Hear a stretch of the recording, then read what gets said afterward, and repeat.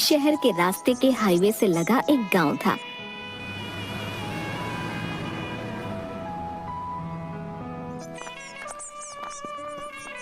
उस गांव में झुमरी अपने मजदूर पति और 10 साल के बच्चे कन्नू के साथ रहती थी। झुमरी अपनी शादीशुदा जिंदगी से बहुत परेशान थी। उसका पति रोशन जितनी भी मजदूरी में कमाता था वो उतना ही शराब में खर्च कर देता।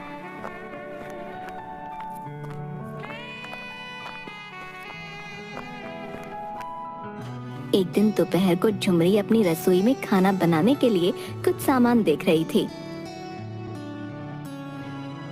इस डिब्बे में कुछ नहीं है, अब तो दाल चावल भी नहीं बचा। आज मैं खाने में क्या बनाऊंगी? तभी कन्नू स्कूल से घर लौट आया और अपनी माँ को देखते ही बोला, माँ बड़ी जोर से भूख लगी है, खाने को कुछ दो ना।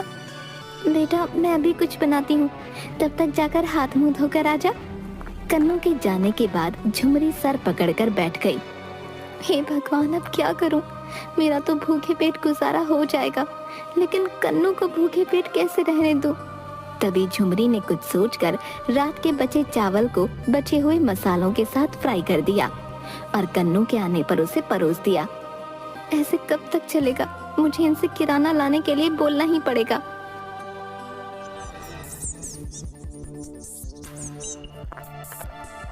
शाम को जब उसका पति काम से लौटा तो झुमरी ने उसे शराब के नशे में देखा। आज फिर आप शराब पीकर आए हैं? सारा पैसा आप शराब में बर्बाद कर देते हैं। घर का सारा राशन खत्म हो गया है। कम से कम आप जाकर दुकान से सामान तो ले आइए। सामान कहाँ से लाऊं? मेरे पास कोई पैसा नहीं है, समझी? लेकिन आपको परसों ही तो तनख्वाह मिली थी। आपने सारे पैसों को क्या किया? अभी राशन लाना है, कन्नू के स्कूल की फीस भरनी है। मेरे पास इतने पैसे नहीं है। कन्नू को स्कूल जाने की जरूरत नहीं है, समझी? मैं तो कब से कह रहा हूँ उसे मेरे साथ काम पे भेजा करो, लेकिन तुम्हें तो उसे पढ़ाने लिखाने की धुन सवार है। तो क्या आप चाहते हैं कि वो भी आपकी तरह मजदूरी करे? अगर वो पढ़ेगा तो कुछ अच्छा काम कर पाएगा। तो फिर तुम खुद ही उसकी पढ़ाई की व्यवस्था करो, मुझसे वैसे मत मांगो, समझी? लेकिन मैं कहाँ से पैसे लाऊंगी? इस तरह कई दिनों तक झुमरी और रोशन के बीच बहस होती रही। रोजाना रोशन शराब के नशे में आता और झुमरी और कन्नू को बुरा भला कहता, और अब तो वो झुमरी पर हाथ भी उठाने लगा। पैसे और राशन की कमी से कन्नू को भी कई बार भूखा ही रहना पड़ता। एक बार कन्नू कमजोरी से बेहोश हो गया।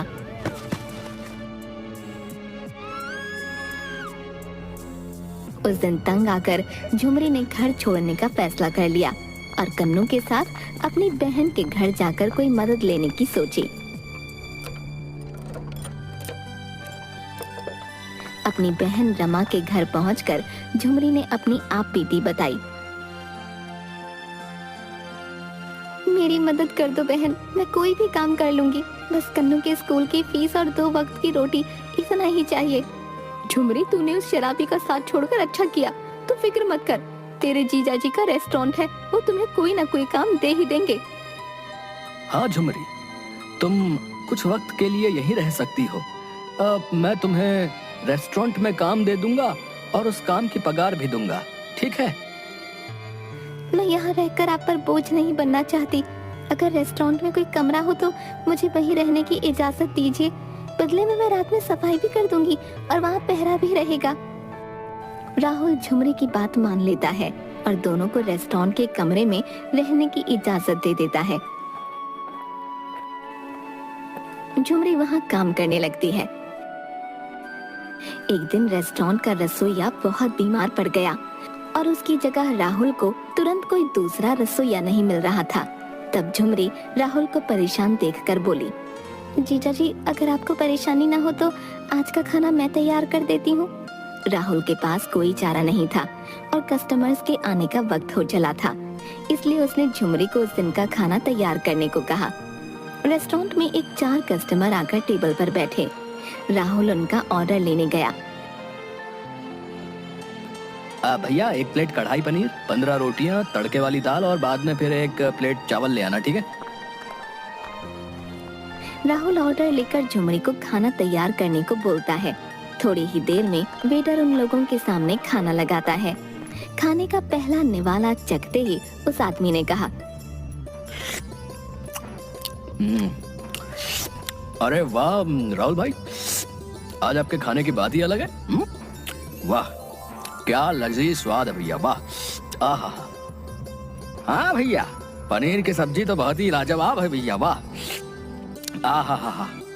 राहुल ये सुनकर बहुत खुश था। उसने अंदर जाकर झुमरी से उसके काम की तारीफ की। वाह झुमरी, तुम तो सच में छुपी रुस्तम निकली हैं? क्या खाना बनाया है, कस्टमर बहुत खुश थे। बहुत बढ़िया, बहुत बढ़िया। बस दिल से बनाया जीजा जी, उन्हें अच्छा लगा, बड़ी अच्छी बात है।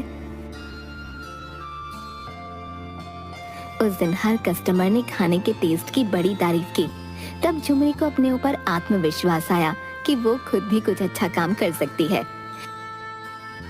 रात में राहुल ने खुश होकर झुमरी को बोनस भी दिया।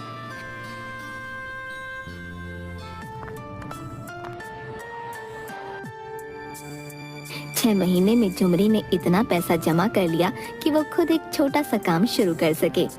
उसने एक दिन राहुल से कहा, जीजा जी, अब मैं अपना खुद का छोटा सा ढाबा खोलना चाहती हूँ। कन्नू बड़ा हो रहा है और मैं उसे आगे पढ़ाई के लिए शहर भेजना चाहती हूँ। ये तो बड़ी अच्छी बात है झुमरी कि तुम कन्नू को खूब पढ़ाना चाहती हो, लेकिन ढाबा खोलने के लिए एक अच्छी जगह की भी जरूरत होगी। मैं इस मामले में जरूर तुम्हारी मदद करूंगा, ठीक है? जीजा जी, आपने और रमा ने मुझ पर जो एहसान किया वो मैं कैसे चुका पाऊंगी। कुछ ही दिनों में राहुल ने हाईवे रोड के पास एक छोटी सी जगह झुमरी को किराए पर दिलवा दी और तब से चल पड़ा झुमरी का ढाबा। झुमरी के खाने के स्वाद की महक की खबर धीरे धीरे फैल रही थी। वहाँ से आने जाने वाले अक्सर उसके ढाबे में रुककर खाना खाते।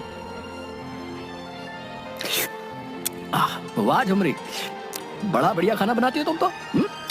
और साफ सफाई भी पूरी रखती हो, बहुत अच्छे। धन्यवाद आपका। झुमरी का ढाबा चलने से पास ही लगे 2-3 फास्ट फूड के स्टॉल मालिकों को परेशानी होने लगी, क्योंकि अब उनके कस्टमर भी झुमरी के ढाबे पर जाने लगे और उनकी कमाई पहले की तुलना में कम हो गई। वो तीनों एक शाम साथ बैठकर चर्चा कर रहे थे। अरे भाई, जब से इस झुमरी का ढाबा यहाँ लगा है ना, हमारी कमाई धमाई नहीं हो रही भैया। हाँ चाचा जी, आजकल मेरे ठेले पर कोई नहीं आता। इस झुमरी के ढाबे का कुछ करना पड़ेगा भैया, वरना हमारा धंधा ही चौपट हो जाएगा, है कि नहीं? मैं कहती हूँ मेरे पास एक तरकीब है। वो तीनों धीरे धीरे बातें करते हुए झुमरी के ढाबे को लेकर प्लान बनाते हैं।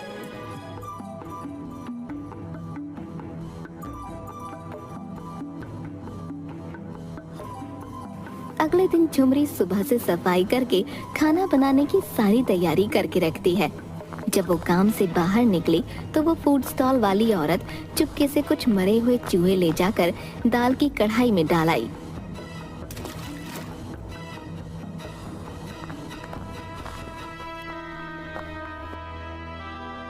कन्नू ने ये सब खिड़की से देख लिया और सब कुछ जाकर अपनी माँ झुमरी को बता दिया। माँ, वो ठेले वाली आंटी ने मरा हुआ चूहा दाल के पतीले में डाल दिया। क्या सच में? अरे ये किसी को आराम से 2 पैसे कमाते हुए भी नहीं देख सकते। झुमरी चुपचाप उस दाल को बदलकर फिर से नई दाल पकाती है। इस सब से झुमरी सतर्क हो गई थी और उन 3 लोगों को झुमरी के खिलाफ कुछ करने का मौका नहीं मिल रहा था। एक दिन तंग आकर वो औरत बाकी दोनों से कहती है, क्यों ना इस झुमरी का ढाबा ही जला दिया जाए? अरे नहीं, किसी की जान का नुकसान हुआ तो मैं ऐसा काम नहीं करूंगा बाबा। मुझे तो ये सुझाव अच्छा लगा। झुमरी का ढाबा जड़ से मिट जाएगा और हमारा काम दोबारा अच्छा चलने लगेगा। हाँ। उस रात वो दोनों चुपके से जाकर झुमरी के ढाबे के आसपास मिट्टी का तेल डालने लगे। आज के बाद इस ढाबे का नामो निशान खत्म। उसी वक्त उस औरत से गलती से एक सामान गिर गया और झुमरी की आंख खुल गई। झुमरी उठकर बड़ी सावधानी से खिड़की के पास जाकर देखती है तो सारा माजरा समझ जाती है। इससे पहले कि वो लोग आग लगाते, झुमरी वहां पहुंच गई। उसे देखकर वो दोनों बड़ा घबरा गए। मैं इतने दिनों से आप लोगों की सारी उल्टी सीधी हरकतें बर्दाश्त कर रही थी, लेकिन अब तो आप लोगों ने हद ही पार कर दी। आप यहाँ आग लगाने चले आए और ये भी नहीं सोचा कि मैं और मेरा बेटा यहीं अंदर होंगे। आप लोग अपना उल्लू सीधा करने के लिए किसी की जान लेने पर उतारू हो गए। क्यों राधा, तुम्हारी भी तो मेरे बराबर की बेटी है ना। तुम्हारी बेटी और तुम्हारे साथ कोई ऐसा करे तो? ये सुनकर उस औरत और आदमी ने सर झुका लिया। अगर मेरे ढाबे से आपकी ग्राहकी कम हुई है तो मेरे काम को खराब करने में ध्यान देने के बजाय आप लोगों को अपना काम अच्छा करना चाहिए।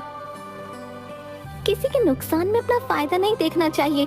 आज एक बार फिर मैं आखिरी बार आपको जाने दे रही हूँ, लेकिन अगर आपने कुछ करने की कोशिश की तो मैं पुलिस में शिकायत दर्ज कराऊंगी।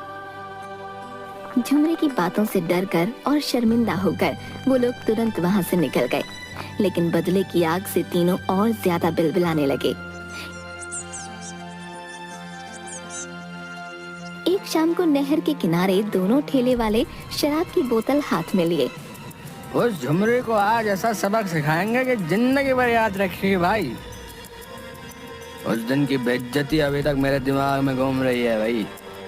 उसको आज नहीं छोड़ूंगा मैं। शाम के खाने का वक्त था। झुमरी अपने ढाबे पर बैठे ग्राहकों को खाना खिला रही थी। ओह बहन जी, मजा ही आ गया आज तो खाने में। और क्या दाल मखनी बनाई थी आपने। हा 2 दिन तक स्वाद नहीं जाने वाला। ओ सौरभ दी हो। धन्यवाद सरदार जी, बस आप लोगों का प्यार है जिसकी वजह से आज अपने परिवार को पाल रही हूँ। अच्छा बहन जी, अब मैं चलता हूँ।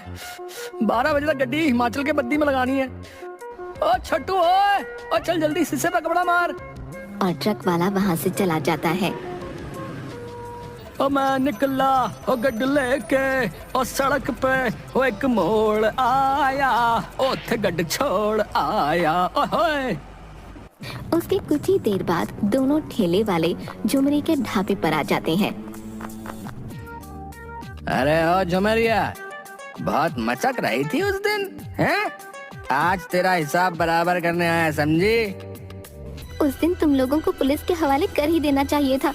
तुम लोग सीधे तरीके से बात नहीं मानने वाले।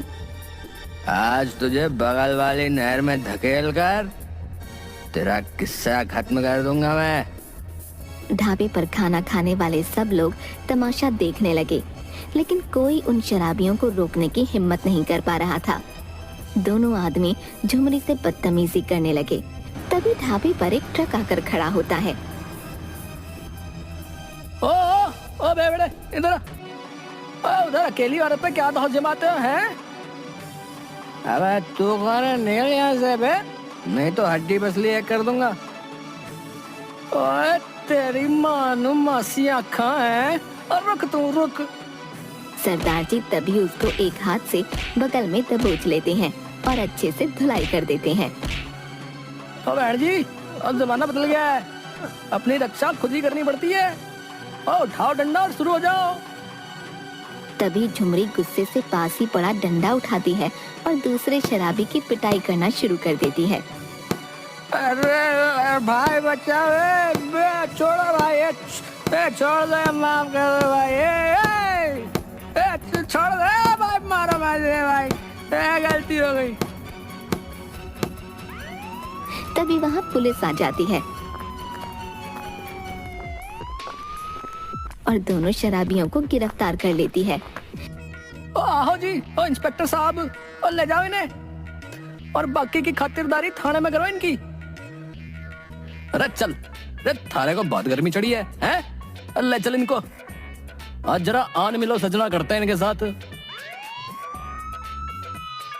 ओ बहन जी, ओ ये तो अच्छा हुआ कि मैं अपना लठ यहीं भूल गया था और 100 से लेने वापस आ गया, नहीं तो न जाने क्या अनर्थ हो जाता। इसके बाद झुमरी ने अब किराए की जगह खुद की जमीन लेकर अपना ढाबा बना लिया और उसका ढाबा दिन रात तरक्की करने लगा। और झुमरी ने अब कई लोगों को काम पर रखकर उन्हें रोजी रोटी का साधन दिया और अपने बेटे को भी अच्छी शिक्षा के लिए शहर भेज दिया।